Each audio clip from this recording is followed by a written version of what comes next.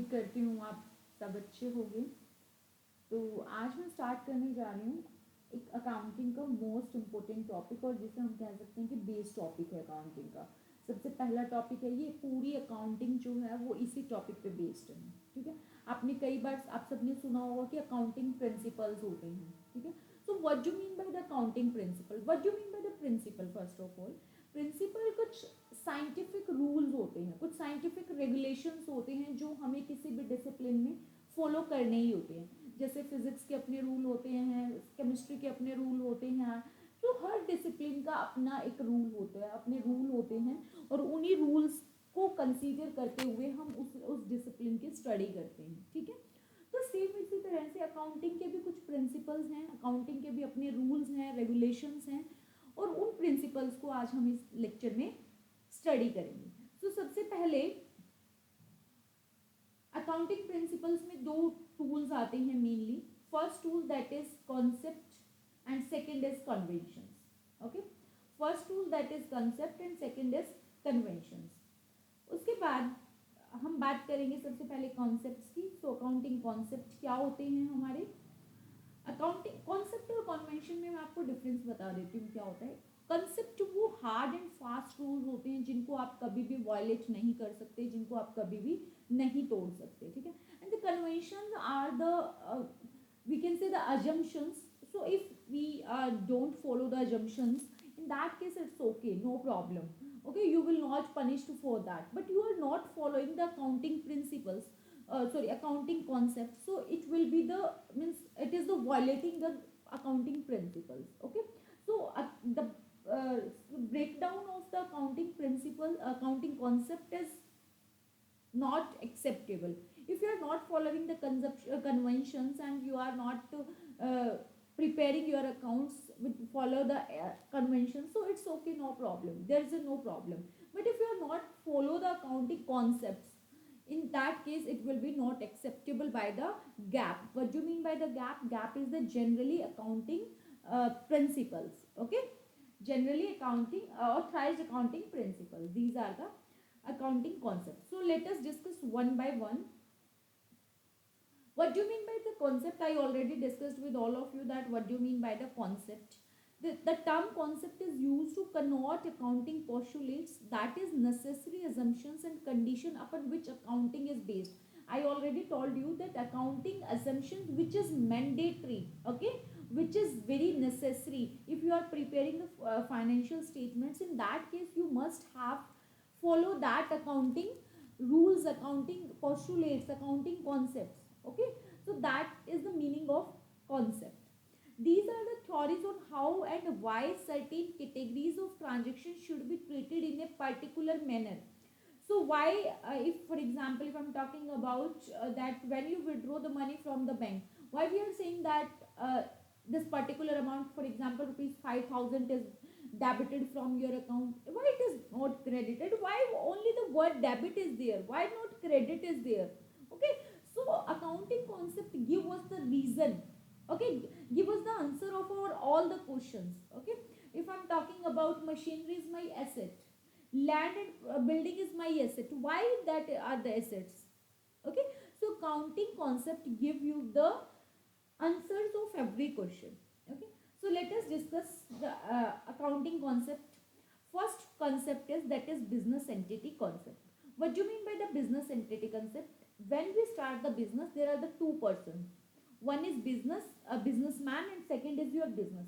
Both have the separate entity. Means एक side आपका business है, एक बिजनेसमैन है, दोनों का अपना अपना अलग क्या होता है, अलग एग्जिस्टेंस है दोनों की। अगर फॉर एग्जांपल मैं बात करूं बिजनेसमैन की, बिजनेसमैन अगर बिजनेस से 5,000 रुपए कैश पे निकालता है, तो वो अपने पर्सनल अकाउंट में लिखेगा कि हाँ मैंने 5,000 रुपए निकाले और ये मैंने अपने पर्सनल अकाउंट में लिख दिए, और उसको हम ड्रॉइंग बोलते हैं। ठीक है, इसी तरह से बिजनेसमैन जब अपने बिजनेस में स्टार्टिंग में कैपिटल इंट्रोड्यूस करता है, कैपिटल इन्वेस्ट करता है, लगाता है पैसा, तो उस टाइम पे वो क्या करता है, अपने उस सारे पैसे पे इंटरेस्ट लेता है। जब तक वो सारा पैसा अपना रिफंड नहीं कर लेता, तब तक वो उसको एज ए कैपिटल मानेगा। ठीक है, तो जब वो बिजनेस में पैसा लगा रहा है, at the time when he और she is investing in the business, okay, at that time the business give the interest to the on the capital, business से भी इंटरेस्ट कैपिटल पे जाएगा जितनी भी उसने इन्वेस्टमेंट किया। फॉर एग्जाम्पल एक पर्सन ने बिजनेस स्टार्ट किया 50,000 रुपए लगा के, ओके, और डिसाइड किया एग्रीमेंट में कि 5% हम उसको इंटरेस्ट भी देंगे जो उसने इन्वेस्टमेंट लगाई है। अगर देखो सिंपल सी बात है, अगर वो बिजनेसमैन इन्वेस्ट नहीं करता तो वो कहीं से उधार लेके इन्वेस्ट करेगा, जब वो उधार लेके इन्वेस्ट करेगा तो उसको भी तो इंटरेस्ट देना पड़ेगा ना, ठीक है।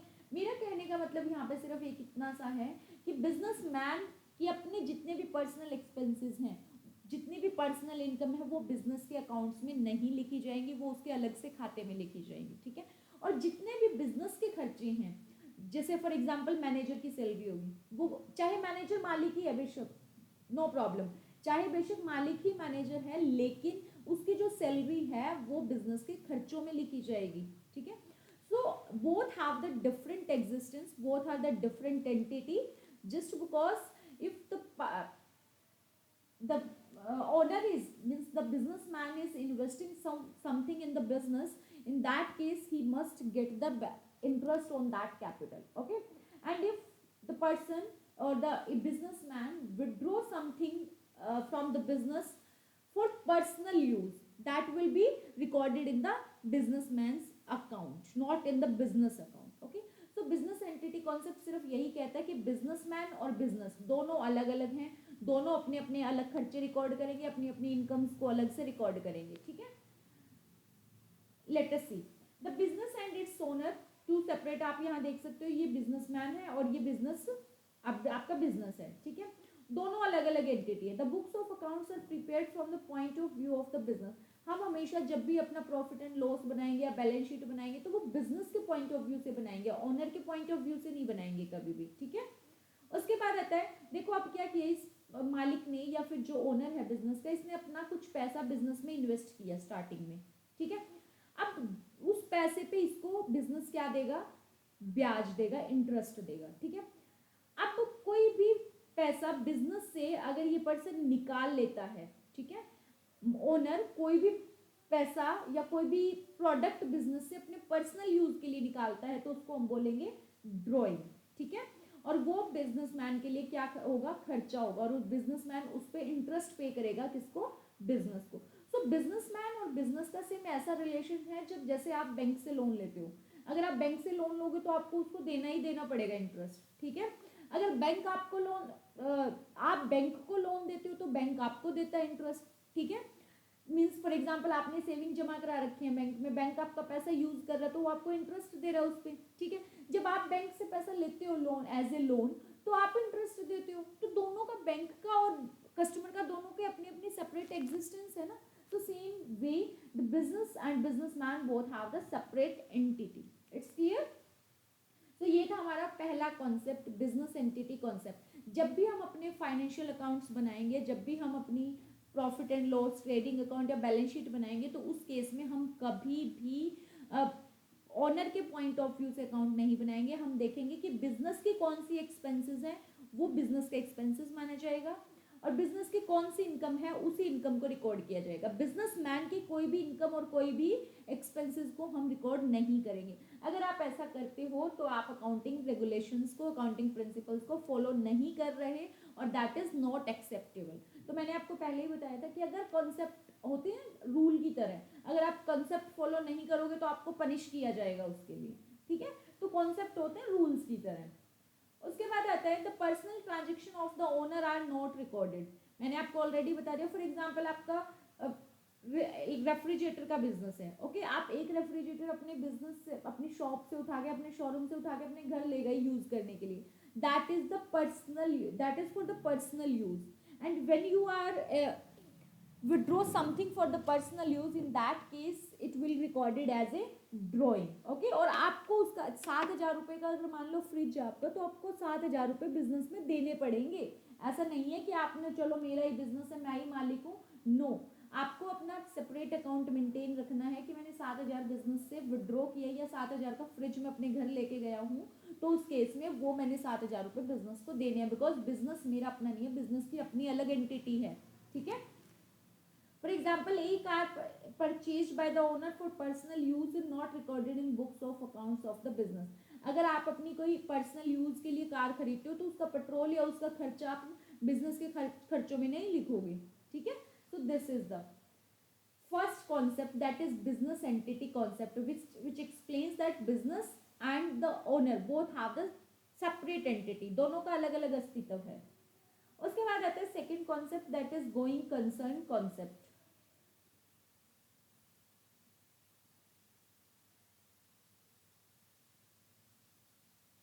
Okay, what you mean by the going concern concept? जब भी आप बिजनेस स्टार्ट करते हो तो कभी आप ये सोचते हो कि मेरा बिजनेस 5 साल के लिए चलेगा या 6 साल के लिए चलेगा या 7 साल के लिए चलेगा? कभी भी हम ऐसा सोच के कोई भी बिजनेस स्टार्ट नहीं करते, हम जस्ट बिजनेस स्टार्ट करते हैं, ठीक है। और हम ये मान के चलते कि ये इनडेफिनेट टाइम तक चलेगा। आपने देखा होगा कि अगर एक पर्सन शॉप कर लेता है तो फिर उसका बेटा बैठ जाता है, फिर उसका बेटा बैठ जाता है, तो वो गोइंग कंसर्न कंसेप्ट है, लंबे समय तक चलती है। हमें नहीं पता वो शॉप कितने समय चलेगी, वो बिजनेस कितने समय चलेगा। तो ये चीज एक्सप्लेन की जाती है हमारे सेकंड कॉन्सेप्ट में, गोइंग कंसर्न कॉन्सेप्ट। ओके, अब देखते हैं इसमें क्या क्या आता है हमारा गोइंग कंसर्न कंसेप्ट में।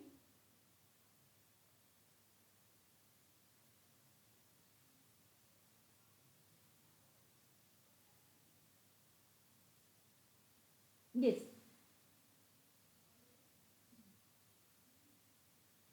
गोइंग कंसर्न कंसेप्ट में क्या आएगा?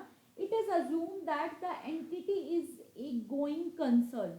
गोइंग मतलब लंबे टाइम तक चलने वाला एक कंसर्न है। It will continue to operate for a indefinitely long period in future and transactions are recorded from this point of view. हम हमेशा ये मान के हम ये मान के नहीं चलेंगे चलो हमने कोई भी मशीनरी खरीदी अपने बिजनेस के लिए तो चलो ऐसी मशीनरी खरीदे जो सिर्फ 5 ही साल चले क्योंकि हमने तो बिजनेस 5 साल करना है। नहीं, नेवर, हम कभी भी ऐसा नहीं सोचते। हम ये सोच के बिजनेस करते हैं, स्टार्ट करते हैं कि हमारा बिजनेस लंबे समय तक चलेगा, ठीक है।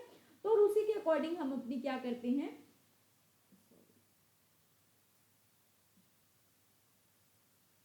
उसी के अकॉर्डिंग हम अपनी प्लानिंग करते हैं। तो आपने कभी किसी भी कंपनी की अगर एनुअल रिपोर्ट देखी होगी तो उसमें आप देख सकते हो कि इनके अकाउंट्स कौन से बेसिस पे हैं। जैसे मैंने यहाँ पे एक किसी कंपनी के एनुअल रिपोर्ट का एक स्क्रीनशॉट यहाँ पे लगाया है जहाँ पे लिखा हुआ है कि they are prepared the annual report on going concern basis.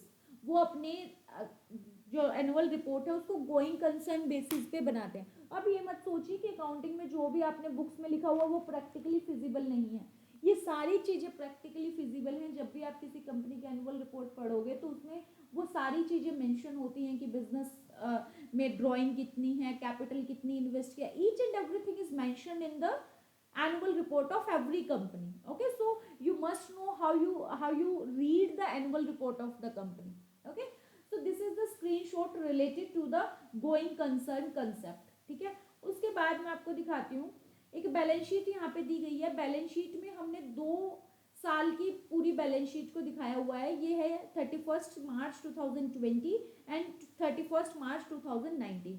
मतलब हम क्यों 19 और 20 को दिखा रहे हैं, क्यों हम प्रेजेंट में नहीं जी रहे, क्यों हम फ्यूचर की प्लानिंग करके चलते हैं? क्योंकि हमें अपना बिजनेस लंबे समय तक चलाना है। That is the going concern concept. समझ आ गया? कभी भी बिजनेस ये मत सोचो कि हमारा बिजनेस 5 साल चलेगा, 3 साल चलेगा, 10 साल, 20 साल चलेगा। हमारा बिजनेस इंडेफिनेट पीरियड तक चलेगा और उसी के अकॉर्डिंग हम अपने बिजनेस की प्लानिंग करते हैं। So that is the second concept. Okay, third one is money measurement concept. आप सबको पता होगा बिजनेस का कहीं ना जब भी हमारे माइंड में बिजनेस आता है तो हमारे माइंड में पैसा आता है, ठीक है। जब भी हम सोचते हैं बिजनेस के बारे में उसी टाइम हमारे माइंड में पैसा आना शुरू हो जाता है। So this is the money measurement concept. You can't record any of the transaction which is non monetary nature. For example if I am saying 5 directors are resigned the company, 5 directors ने resign कर दिया एक company को, लेकिन वहां से उनको कोई लॉस नहीं हुआ। क्या पता कंपनी को लॉस हुआ है कि इतने जो काबिल एम्प्लॉयज हैं या इतने काबिल डायरेक्टर हैं वो कंपनी को छोड़ गए हैं, तो क्या पता कंपनी को लॉस हो, लेकिन वो मॉनेटरी कोई लॉस नहीं है, पैसे का कोई लॉस नहीं है। हाँ, अगर कंपनी का या फिर फैक्ट्री में माल जल जाता है और माल करीब 5 लाख रुपए का जल गया तो वो लॉस हमारा क्या मॉनेटरी लॉस है, ठीक है। अगर मैं कहूँ 5 chairs, it doesn't mean the what do you mean by the 5 chair? That is a meaningless concept. If I'm saying 1 chair have the value of 200 rupees, then 5 chair have the 1000 rupees value. It means 1000 rupees is the monetary value of 5 chairs.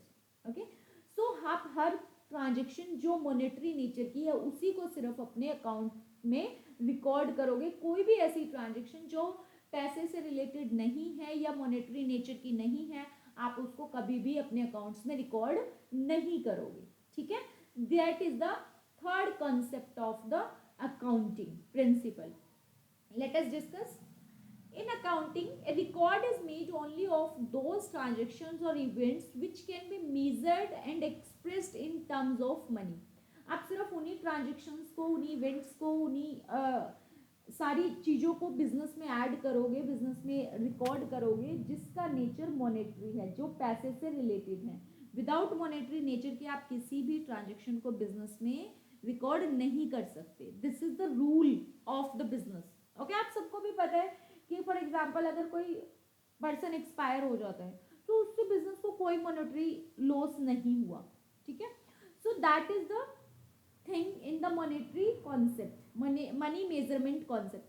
your record, your all the transactions must be related to the money. Okay, if any transaction which is not related to the money, you can't record that transaction in your financial accounts. Okay, so every transaction must be related to the money.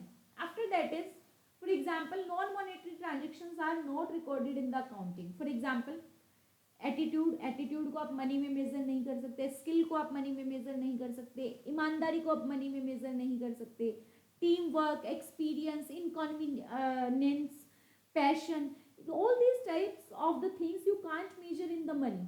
Okay, तो इन सबको attitude को हम कभी record नहीं करते कि 500 रुपए का एटीट्यूड, 600 रुपए की ईमानदारी, ठीक है, 1000 रुपए की इसमें स्किल्स है. इन चीजों को हम कभी भी बिजनेस में रिकॉर्ड नहीं कर सकते.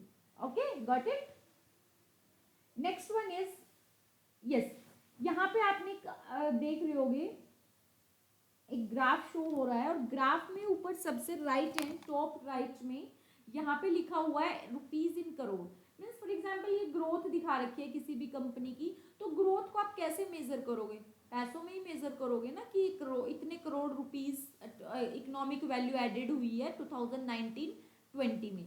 सो ये चीज़ें जो रुपीज़ में आप जिसको मनी में आप मेज़र कर सकते हो, उन्हीं चीज़ों को आप क्या कर सकते हो, रिकॉर्ड कर सकते हो बिजनेस में. ठीक है, अदरवाइज एटीट्यूड या स्किल्स, ऑनेस्टी, इन चीज़ों को आप अकाउंटिंग में रिकॉर्ड नहीं कर सकते. सो this is the third concept, money measurement concept of accounting principles. I hope you guys got clarity about this one. If anyone have any query, you can comment in the comment section. Okay. After that is next is accounting period concept. जब हमने going concern concept पढ़ा था तो उसमें हमने कहा था कि बिजनेस कभी भी हम ये सोच के नहीं करते कि 5 साल के लिए करेंगे या 6 साल के लिए करेंगे या 20 साल के लिए करेंगे. हम सोचते हैं कि हमारा बिजनेस इंडेफिनेट टाइम के लिए चलेगा. ठीक है, अब बिजनेस से आपको प्रॉफिट हुआ है या लॉस हुआ है, आप इंडेफिनेट टाइम को तो वेट नहीं करोगे ना कि हमें देखना है कि 20 साल बाद हमारे बिजनेस में कितना प्रॉफिट हुआ और 20 साल तक हमने कोई कैलकुलेशन ही नहीं की. इट्स क्लियर, 20 साल तक हमने कोई कैलकुलेशन ही नहीं की, ऐसा पॉसिबल नहीं है कभी भी. अगर हमें अपने बिजनेस का प्रॉफिट देखना है तो उस पूरे लार्ज पीरियड को हम छोटे छोटे पार्ट्स में डिवाइड कर देते हैं. छोटे छोटे पार्ट्स हमारे क्या हो सकते हैं, 1 ईयर भी हो सकता है. फॉर एग्जाम्पल, हमारा अकाउंटिंग पीरियड 1 अप्रैल से शुरू होता है और 31 मार्च तक हमारा पूरा अकाउंटिंग ईयर चलता है. कई कई कंट्रीज में वो 1 जनवरी से 31 दिसंबर तक भी होता है. जैसे चाइना की अगर मैं बात करूँ तो वहाँ पे जो अकाउंटिंग पीरियड है that is started from the 1 January to 31 December. But in our India it is started from the 1 April and with the 31 next year 31 March. Okay, so accounting period एक ऐसा पीरियड है जिसमें आप अपने 1 साल, ये 6 महीने का भी हो सकता है, 1 साल का भी हो सकता है. कई बार हम क्वार्टरली भी चेक करते हैं 3 महीने में कि हमारे बिजनेस को कितना प्रॉफिट हुआ है, 3 महीने में कितना लॉस हुआ है. ठीक है, तो ये होता है हमारा accounting period concept. For measuring the financial results of a business periodically, the working life of N undertaking means business enterprise is split into convenient short periods are called accounting period. जब हम पूरे long period को छोटे छोटे short periods में divide कर देते हैं, स्प्लिट कर देते हैं, तो उन छोटे पीरियड्स को बोला जाता है accounting periods. It may be 1 month, it may be 3 months, it may be 6 months और it may be year, not more than 1 year. Okay, so it will be convenient for the to check out and to know the results of the company. After that is, now you can see here, business activities keep going but accountants have to draw a line somewhere. अब देखो यहाँ हमारा first month से 12 month तक का हमारा पूरा एक अकाउंटिंग पीरियड है। आपका बिजनेस एक्टिविटीज चलती जा रही है, लेकिन आपने पूरे 1 साल की बिजनेस एक्टिविटीज में देखना है कि हमने 1 साल में कितना पैसा लगाया, उससे हमें कितनी इनकम हुई, कितना हमारा प्रॉफिट है इस 1 साल का, कितना हमारा 1 साल का लॉस है। और 1 साल हमारा 12 महीने का होता है। ठीक है, तो ये 12 महीने को हम बोलेंगे accounting period. Hope you got the clarity about this one. After that is, यहाँ पे आप देख सकते हो मैंने एक एनुअल रिपोर्ट का स्क्रीनशॉट यहाँ पे लगाया है। 31 मार्च 2020 एंड 31 मार्च 2019 मीन्स 19 में आपका रिजल्ट ये था, फाइनेंशियल इंफॉर्मेशन आपकी ये थी, और 20 की फाइनेंशियल इंफॉर्मेशन ये वाली है।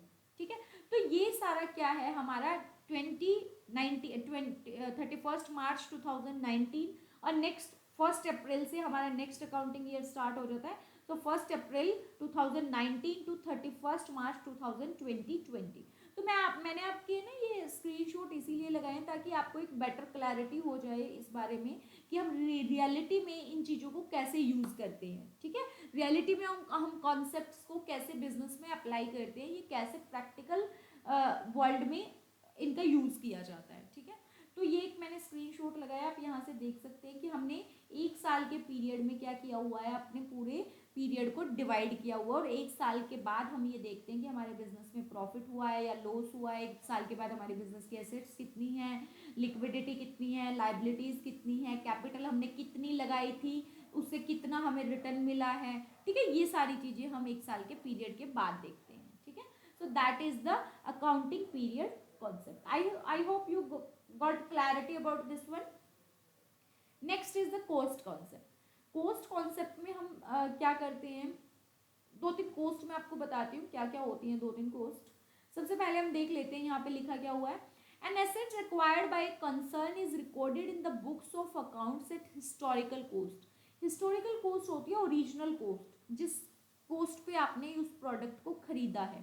फॉर एग्जाम्पल, आपने आज बाइक खरीदी 50,000 रुपए की, और 10 साल बाद आपसे कोई पूछता है कि आपने ये बाइक कितने की खरीदी थी, तो आपका आंसर क्या होगा? ऑब्वियसली 50,000 रुपये। वो 10 साल बाद भी उसकी ओरिजिनल कॉस्ट 50,000 रुपये रहेगी, लेकिन मे भी उसकी मार्केट जो कॉस्ट है, मार्केट वैल्यू क्या पता उस टाइम पे 15,000 रुपये हो। ठीक है, 10 साल बाद वो 15,000 रुपये की हो, due to the wear and tear, depreciation भी तो लगता है ना एसेट्स पे, वो उनके यूज करने से उनकी वैल्यू क्या हो जाती है, कम होती चली जाती है।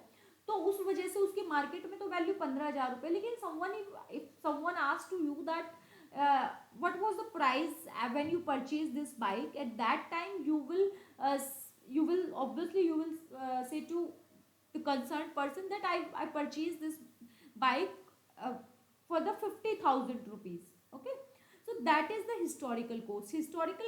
Cost is basically the original or real cost of any asset. You can see here, at the price actually paid for the acquiring the assets, the market price of the asset is ignored. यहाँ पे हम market price को नहीं देखते, हम सिर्फ उस price को देखेंगे जिस प्राइस पे हमने वो प्रोडक्ट खरीदा था। आज उसकी क्या वैल्यू है, डजेंट मैटर। Got it?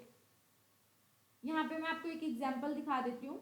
देखो, ये कंप्यूटर मैंने 2019 में 30,000 रुपीज़ का खरीदा था। ठीक है, 2020 में भी इसकी हिस्टोरिकल वैल्यू, इसकी ओरिजिनल वैल्यू तो 30,000 रुपये ही रहेगी। ठीक है, अगर मैं इसको 2029 में आपसे पूछूंगी कि ये कंप्यूटर आपने कितने में खरीदा था, तो 30,000 में ही खरीदा था। बट मार्केट में इसकी वैल्यू, जब मैंने ये खरीदा था तब मैंने 30,000 में खरीदा था, मार्केट वैल्यू 30,000 थी, लेकिन अगले ही साल इसकी वैल्यू 10,000 रुपये हो गई मार्केट में, लेकिन ओरिजिनल वैल्यू आज भी इसकी 30,000 रुपये है। So that is the cost concept. I hope you got clarity about this one. उसके बाद आता है next concept is dual aspect concept. Dual aspect concept is the most important concept of the accounting principles. In this concept basically dual aspect कहता है कि आप कोई भी ट्रांजेक्शन करिए, उस ट्रांजेक्शन का अफेक्ट 2 जगह होता है। फॉर एग्जाम्पल, आपने बैंक से पैसे विड्रॉ किए, आपने बैंक से पैसे विड्रॉ किए, तो दो कौन कौन से अकाउंट्स इन्फ्लुएंस हुए, एक बैंक से पैसा चला गया और दूसरा आपके अकाउंट में आ गया, तो दो अकाउंट, एक कस्टमर का और एक बैंक का, दोनों के अकाउंट इन्फ्लुएंस हुए, ठीक है। इसी तरह से आपने मान लो माल खरीदा किसी से, उस माल में दो अकाउंट अफेक्ट हुए, एक परचेज अकाउंट अफेक्ट हुआ और एक आपका, अगर मान लो आपने कैश में माल खरीदा तो कैश आपके पास से चला जाएगा जब आप कोई भी परचेज करोगे माल को, ठीक है, तो कैश अकाउंट अफेक्ट हो गया। आपने किसी को सैलरी दे दी, किसी एम्प्लॉय को, कौन से अकाउंट अफेक्ट हुए, एक तो आपने सैलरी दी है उसको, ठीक है, एक आपने उसको कैश दिया है। ऑब्वियसली सैलरी आपका एक्सपेंसेस है बिजनेस का, क्योंकि सैलरी अगर हम एम्प्लॉय को देते हैं तो वो बिजनेस का एक्सपेंसेस है, तो सैलरी अकाउंट अफेक्ट हो गया। ऊपर से आपका कैश भी चला गया, जब आप किसी को सैलरी देते हो तो कैश अकाउंट भी अफेक्ट हो गया। तो मेरा कहने का यहाँ पे मतलब जो है वो कि कोई भी आप ट्रांजेक्शन करते हो, आप सबको मतलब अकाउंट्स की नॉलेज है तो आप सबको पता होगा कि किसी भी ट्रांजेक्शन को करने से कम दो खाते तो अफेक्ट होते ही होते हैं, ठीक है, ज़्यादा हो सकते हैं, but the at least to account should be influenced by any transaction, okay. अगर एक खाता तो इन्फ्लुएंस हो ही नहीं सकता कभी भी, ठीक है, तो हमारा जो काउंटिंग सिस्टम है वो डबल कॉन्सेप्ट पे चलता है, ड्यूअल एस्पेक्ट कॉन्सेप्ट पे चलता है। मैं आपको यहाँ पे दिखा देती हूँ, इसमें लिखा हुआ है for every debit there is a credit. कहीं से जब आप कहीं से पैसा रिसीव करते हो तो कहीं ना कहीं से वो डेबिट भी तो हुआ है, जब आपके अकाउंट में पैसा क्रेडिट किया है किसी ने तो उस पर्सन के अकाउंट में वो पैसा क्या हुआ होगा, डेबिट हुआ होगा। So every debit there is a credit, every transaction should have the two side effect to the extent of same account, ठीक है। एक ट्रांजेक्शन दो खातों पे, दो अकाउंट्स पे प्रभाव डालती है, वो कोई भी दो अकाउंट हो सकते हैं, डजेंट मैटर कि वो रियल अकाउंट हो या पर्सनल अकाउंट हो या नॉमिनल हो, वो कोई भी दो अकाउंट हो सकते हैं, ठीक है। उसके बाद आता है एग्जाम्पल कैश सेल, आपने कैश में सेल की, आपने माल बेच दिया और कैश ले लिया, तो हमारा डेबिट क्या हो जाएगा, कैश अकाउंट, और क्रेडिट क्या हो जाएगा, सेल्स अकाउंट। ये हम पढ़ेंगे आगे अपने अगले लेक्चर्स में पढ़ेंगे, जब भी हम अकाउंटिंग इक्वेशंस पढ़ेंगे तब देखेंगे कि ये डेबिट कैश ही क्यों हुआ है, क्रेडिट सेल्स क्यों हुई है। लेकिन आप अभी यहाँ पे ये समझ लीजिए एक कैश अकाउंट इफेक्ट हुआ और एक सेल्स अकाउंट इफेक्ट हुआ है, ठीक है। उसके बाद आता है एक और एग्जाम्पल दिया हुआ है परचेज फ्रॉम राम। अब देखो यहाँ पीछे वाले एग्जाम्पल में कैश दिया होता है, इसका मतलब क्या था कि हमने कोई भी माल कैश में बेचा है, माल डिलीवर किया और कैश की डिलीवरी हो हमारे पास हो गई, ठीक है। लेकिन अगर कैश ना लिखा हो या लिखा हो गुड्स सोल्ड टू राम, अगर किसी पर्सन का या कंपनी का नाम दिया हुआ हो तो उसका मतलब क्या होगा कि ये माल हमने कैश में नहीं बल्कि उधार में बेचा है, ठीक है। For example purchase from Ram goods worth of 20,000 in discount receive 2,000, चाहे वो सेल किया हो या परचेज किया हो, ठीक है। अगर उधार में किया तो वहाँ कैश नहीं लिखा होगा, वहाँ पे नाम लिखा होगा पार्टी का। यहाँ पे राम एक पार्टी है जिससे हमने माल खरीदा 20,000 रुपये का और उसने हमें 2,000 रुपये का डिस्काउंट दे दिया, मतलब एक्चुअल में हमने उसको कितना कैश देना है, 18,000 रुपये कैश देना, क्योंकि 2,000 तो उसने हमें डिस्काउंट ही दे दिया। अब यहाँ पे तीन खाते अफेक्ट होंगे, एक परचेज का अकाउंट अफेक्ट होगा, दूसरा राम का क्योंकि राम के खाते में 18,000 रुपये जाएंगे, ठीक है, और तीसरा डिस्काउंट रिसीव का खाता इफेक्ट होगा। तो मिनिमम दो और मैक्सिमम कितने भी अकाउंट हमारे इफेक्ट हो सकते हैं, तो this concept is known as the dual aspect concept. It's clear to everyone. उसके बाद आ जाएगा the concept has resulted in the accounting equation, और उसी से हमारी क्या बनती है, अकाउंटिंग इक्वेशन बनती है। आप एक साइड से कुछ खरीदते हो, मतलब एक साइड से कुछ खरीदते हो, दूसरा कोई ना कोई पर्सन उसको बेच रहा है, आपके अकाउंट में एक साइड से बैलेंस क्रेडिट होता है तो इसका मतलब किसी ना किसी के खाते से वो डेबिट हुआ है, चाहे वो किसी के खाते से भी हुआ, बैंक के खाते से हुआ या जिस पर्सन ने आपको पैसा भेजा उसके खाते, किसी के खाते से भी हुआ हो। So every debit there is a credit, okay. अभी मैं आपको अकाउंटिंग इक्वेशन दिखाती हूँ, देखिए आप asset is equal to liability plus owner capital. Owner equity का मतलब होता है जितना पैसा मालिक यानी कि ओनर अपने बिजनेस में लगाता है, ठीक है। उसके बाद जब वो पैसा कहाँ लगाएगा, फॉर एग्जाम्पल मैंने बिजनेस स्टार्ट किया, मैं कहाँ पैसा लगाऊंगी, मैं मशीनें खरीदूंगी, ठीक है, प्रोडक्शन करने के लिए, मैं बिल्डिंग खरीदूंगी, किराए पे लूंगी बिल्डिंग, या मेरी अपनी बिल्डिंग है, जैसे भी है, तो वो सारी आपकी क्या बन जाएगी, एसेट्स बन मशीनरी आपकी एसेट्स बन जाएगी, ठीक है।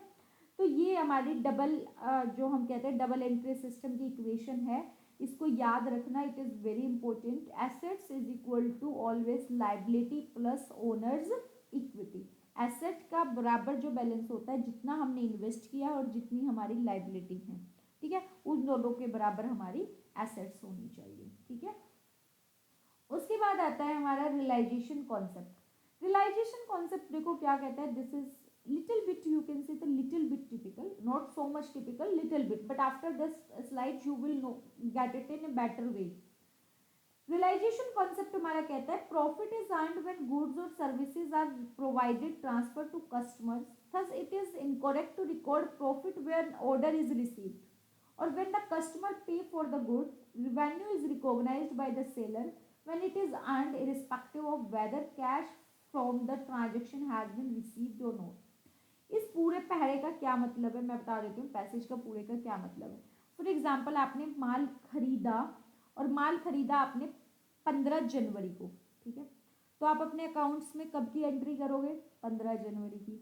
लेकिन आपने उसको पेमेंट की 15 मार्च को, आफ्टर 2 मंथ्स, तो वो जो पर्सन है वो 15 मार्च को एंट्री करेगा अपनी या 15 जनवरी को एंट्री कर चुका होगा, वो 15 जनवरी को एंट्री कर चुका होगा।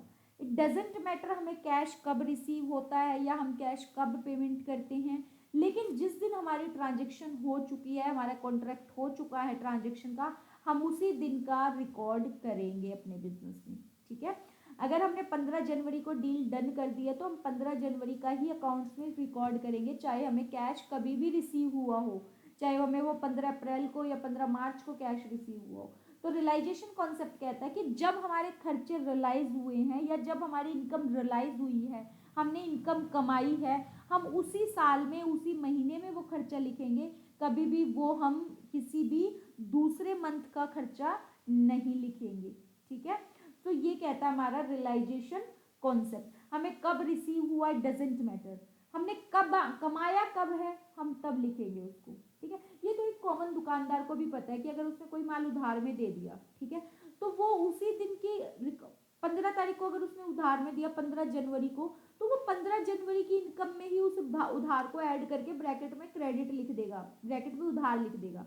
लेकिन वो कैश आता है 2 महीने बाद, तो आ जाए कोई दिक्कत नहीं, उसका रिकॉर्ड तो ऑलरेडी हो ही चुका है, ठीक है। तो रियलाइजेशन कॉन्सेप्ट कहता है कि जब भी आप कोई ट्रांजेक्शन करते हो, चाहे आपने उसको उधार में किया या कैश में किया, तो आप उसी टाइम रिकॉर्ड कर ही दोगे। अगर उधार में कोई ट्रांजेक्शन करते हो तो आप उसी दिन उस ट्रांजेक्शन को रिकॉर्ड करोगे जिस दिन आपकी डील डन हुई है। इसका ये मतलब नहीं कि जिस दिन आपको कैश प्राप्त हुआ है, और इसको हम कहते हैं accrual basis concept, accrual basis concept, okay. उसके बाद हमारा नेक्स्ट कॉन्सेप्ट आता है matching concept. It is very important concept. Matching concept में हम क्या पढ़ते हैं, मैचिंग कॉन्सेप्ट में हम देखते हैं कि जितना भी हमारा एक्सपेंसेस हुआ है, जिस ईयर में हुआ है, जितनी भी हमारी इनकम हुई है और जिस ईयर में हुई है, हम उस इनकम और उस एक्सपेंसेस को उसी ईयर में रिकॉर्ड करेंगे। फॉर एग्जांपल, अब जनवरी में कोई एक्सपेंसेस हुआ आपने, और उस एक्सपेंसेस से हमें इनकम हुई है जनवरी में, तो हम जनवरी 2022 में फॉर एग्जांपल, तो उस एक्सपेंसेस को या उस इनकम को हम कभी भी 2021 में नहीं लिखेंगे, ठीक है, उसको हम हमेशा 2022 में ही लिखेंगे। तो मैचिंग कॉन्सेप्ट कहता है कि जिस पीरियड के आपके एक्सपेंसेस होते हैं उसी पीरियड की आपकी इनकम होनी चाहिए। It is not like that you record the income from the 2018 and expenses from the 2020, okay, ऐसा नहीं होना चाहिए। इनकम और एक्सपेंसेस सेम पीरियड के होने चाहिए, सेम ईयर के होने चाहिए, अलग अलग पीरियड के नहीं होने चाहिए।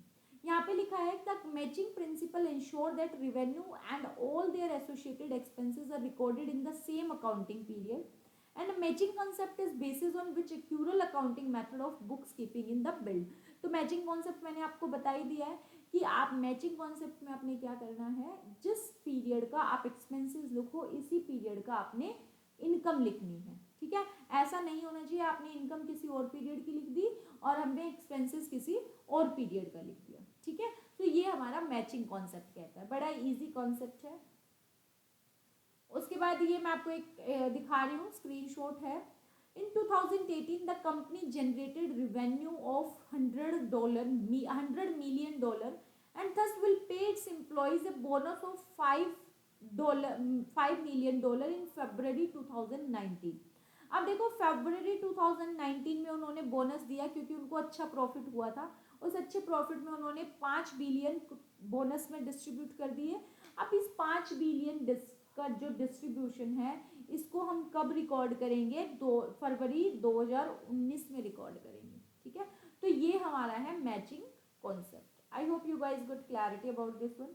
फॉर एग्जाम्पल यहाँ लिखा हुआ salary paid in 2019-20 relating to 2018-19। अब 2018 की सैलरी अगर हमने 2019 में दी है तो इसका मतलब ये नहीं कि हम उसको रिकॉर्ड भी 2019 में करेंगे, नहीं, उसको रिकॉर्ड हम 2018 में ही करेंगे। ठीक है, कई बार होता है कि सैलरी लेट मिलती है या कोई कोई पार्टी देने में लेट कर देती है, तो ऐसा नहीं है कि हम उसको जब उसने दिया है तभी लिखेंगे। जब हमारी डील डन हो चुकी है, मार्च की सैलरी अगर आपको अप्रैल में मिल रही है तो इसका मतलब वो मार्च में ही रिकॉर्ड होगी, वो अप्रैल में रिकॉर्ड नहीं होगी। ठीक है, so this is the matching concept. So ये आपके सारे कॉन्सेप्ट से मैं उम्मीद करती हूँ आपको ये सारे समझ आ गए होंगे। अगर किसी को भी कोई इशू हो, किसी को भी कोई समझ ना आया हो, तो वो मुझे कमेंट सेक्शन में कमेंट कर सकता है। I will explain that concept again. ठीक है, तो हमने बेसिकली कौन कौन से कॉन्सेप्ट पढ़े, हमने पढ़ा बेस, एक रिविजन ले लेते हैं, quick revision. Business entity concept, going concern concept, ठीक है, accounting period concept, dual aspect concept, realisation concept and matching concept. Okay, तो शायद मैंने सारे कॉन्सेप्ट कर दिए हैं कवर, और नेक्स्ट लेक्चर में हम पढ़ेंगे conventions. Okay, so it's done from my side. Okay,